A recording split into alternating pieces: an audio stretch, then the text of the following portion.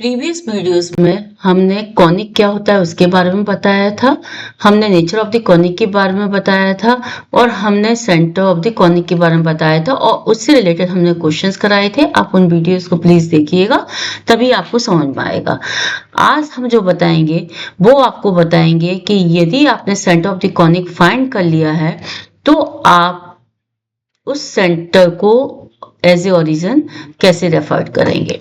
तो उसके लिए सबसे पहले मान लीजिए कि आपकी second degree equation a x square plus 2hxy plus by square plus 2gx plus 2fy plus c is equal to 0 है।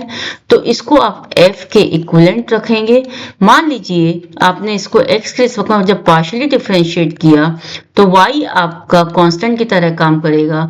तो ये equation 2ax plus 2hy plus 2z is equal to 0 के बराबर होगी। इसी तरीके से y के रिस्पेक्ट में पार्शियली डिफरेंशिएट करने पर x कांस्टेंट की तरह काम करेगा। तो यहाँ पर equation 2h x plus 2by plus 2f is equal to 0 मिलेगा। अब जब इन दो इक्वेशन को हम सॉल्व करेंगे तो x और y के कोऑर्डिनेट्स मिलेंगे। इसको हम सेंटर ऑफ द कॉनिक कहेंगे। इसको हम x1 y1 से शो करेंगे। अब जब आपने सेंटर ऑफ द कॉनिक निकाल लिया है तो आपको इक्वेशन वो फाइंड करनी है जो आपके सेंटर को एज ए ओरिजिन रेफर करती है। तो उसके लिए आप एक जनरल इक्वेशन मानेंगे कि मान लीजिए कि स्टैंडर्ड जो इक्वेशन है वो ax square 2hxy by square plus d is equal to 0 है, जहां पर d gx1 plus fy1 plus c है। यहां से d की वैल्यू को फाइंड करेंगे। इस इक्वेशन के अंदर हम d की वैल्यू को रख देंगे और इस d को हम दूसरी साइड में ले जाएंगे तो माइनस d होगा, क्योंकि d 0 के बराबर नहीं है। तो माइनस d से हम पूरी इक्वेशन को डिवाइड कर देंगे।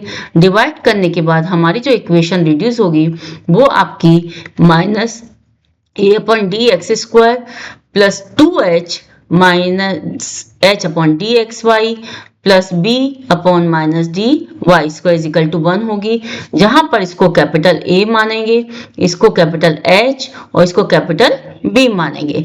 तो आपकी जो स्टैंडर्ड फॉर्म है conic refer to centre as the origin is ax square plus 2hxy by square is equal to 1 होगी। अब हम क्वेश्चन के थ्रू बताएंगे कि हम स्टैंडर्ड फॉर्म में कॉनिक को कैसे चेंज करेंगे। अब यहाँ पर आपको centre of the coordinates find करने हैं, सेंटर के कोऑर्डिनेट्स फाइंड करने हैं और आपको इक्वेशन स्टैंडर्ड इक्वेशन आपको फाइंड करनी है। तो सबसे पहले इस इक्वेशन को हमने f के इक्विवेलेंट बनाया।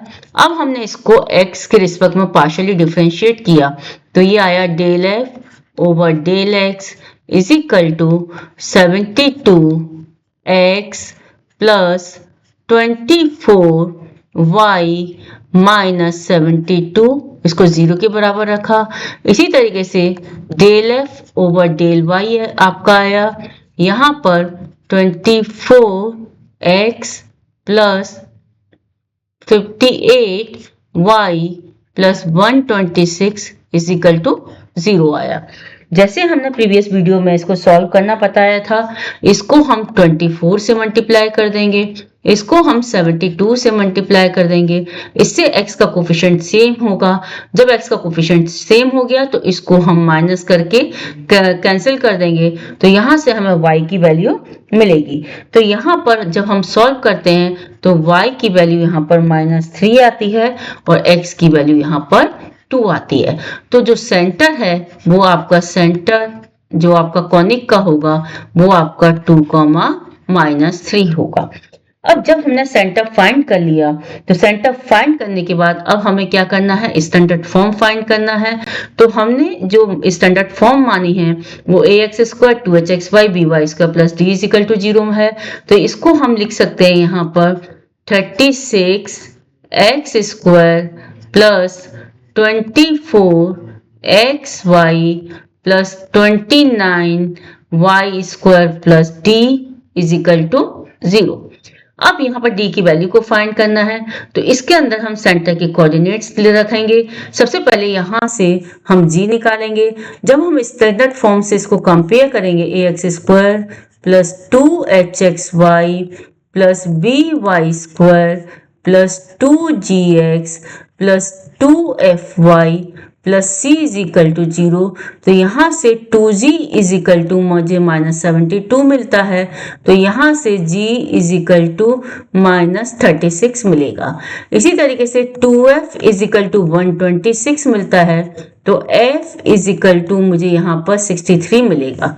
अब मैं इस वैल्यूज को यहाँ पर रखूंगी, तो यहाँ पर मेरा d is equal to g की वैल्यू -36 है, x1 मेरा यहाँ पर ये है और y1 मेरा -3 है, तो x1 की जगह 2 रख दूंगी, f हमारा यहाँ पर 63 है, y1 हमारा यहाँ पर -3 है और c की जो वैल्यू है यहाँ पर 81 है, तो c की जगह आपने 81 रखा। जब आप इसको सॉल्व करेंगे तो सॉल्व करने पर ये जो वैल्यू है वो d की -180 आती है। जब d की वैल्यू आपको -180 मिल जाती है तो आप इसकी स्टैंडर्ड फॉर्म में इसको पुट कर देंगे, तो पुट करने पर जो आपकी वैल्यू है वो यहाँ पर क्या आती है, 36x² plus 24xy plus 29y² -180 is equal to 0।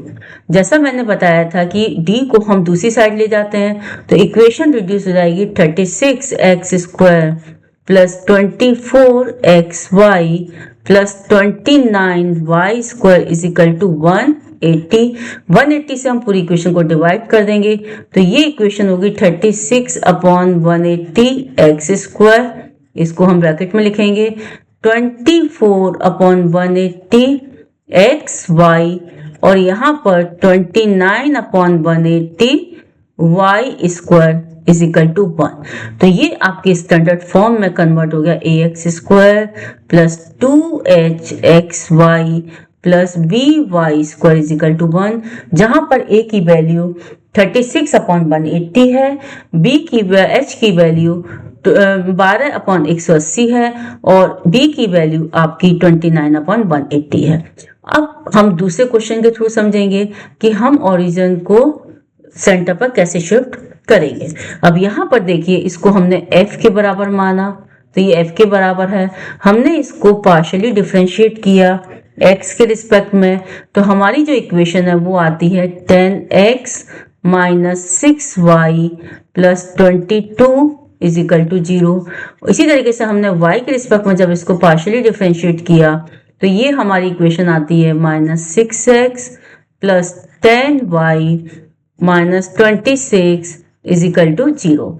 अब यहाँ पर हम -6 से मल्टीप्लाई करेंगे, यहाँ हम 10 से मल्टीप्लाई करेंगे, तो ये -60x हो जाएगा प्लस 36y हो जाएगा और ये आपका 132 इज इक्वल टू 0 होगा।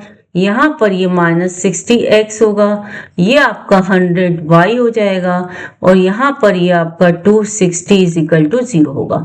अब यहाँ पर हम इसको प्लस, इसको माइनस, इसको प्लस करेंगे तो ये कैंसिल हो जाएगा, तो यहाँ से हमें जो y की वैल्यू है वो हमें यहाँ पर 2 मिलेगी और x की वैल्यू हमें यहाँ पर -1 मिलेगी। तो सेंटर के जो कोऑर्डिनेट्स हैं वो हमारे यहाँ पर -1,2 आपके हो गए। अब आपको स्टैंडर्ड फॉर्म में कन्वर्ट करना है, तो स्टैंडर्ड फॉर्म में कन्वर्ट करने के लिए आप इस इक्वेशन को यहाँ पर देखेंगे। मान लीजिए कि standard form ax² 2hxy by² plus d is equal to 0 है, तो यहाँ पर जो इक्वेशन होगी वो आपकी होगी 5x² minus 6xy plus 5y² plus d is equal to 0। यहाँ से हम g निकालेंगे तो g यहाँ पर 11 होगा, तो आपका g हो गया यहाँ पर 11 और f आपका यहाँ पर -13 हो गया।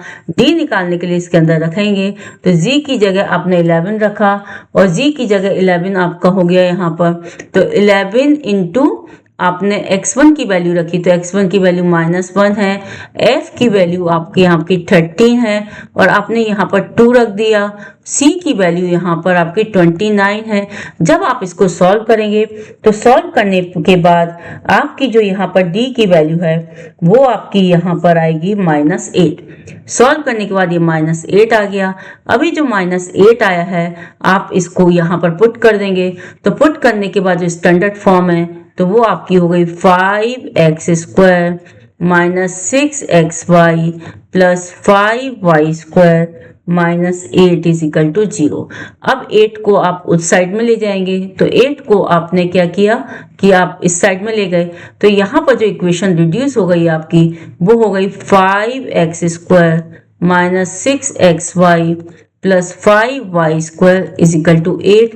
8 से आपने डिवाइड किया तो ये 5/8x² minus 6/8xy plus 5/8y² is equal to 1। तो ये आपकी standard form ax² plus 2hxy plus by² is equal to 1 में रिड्यूस हो गया। तो ये आपकी स्टैंडर्ड फॉर्म है जहां सेंटर एज ए ओरिजिन है।